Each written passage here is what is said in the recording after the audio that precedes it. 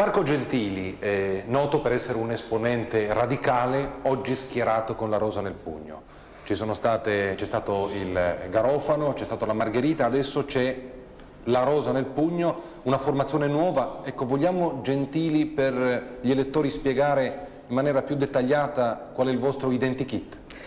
Sì, allora la rosa nel pugno riunisce il meglio della tradizione radicale e quindi del movimento referendario, delle battaglie sui diritti civili, e il meglio del patrimonio del movimento socialista e quindi del partito che ha difeso da sempre i diritti dei più deboli.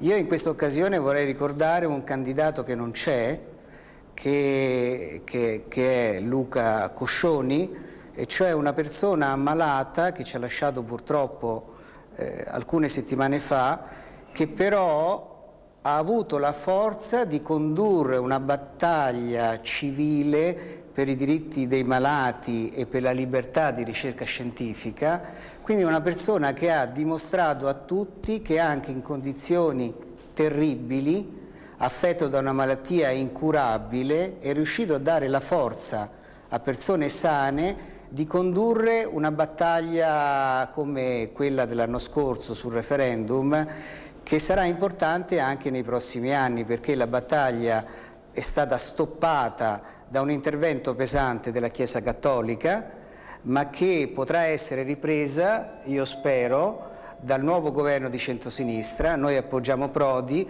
Questa sarà una delle priorità che il governo Prodi dovrà affrontare nei primi 100 giorni. Io sono sicuro che lo farà, e anche per questo che noi sosteniamo l'alternativa di centrosinistra. D'altra parte, Gentili è abituato con le regole di Radio Radicale, per esempio, dove le telefonate vengono sfumate quando sforano.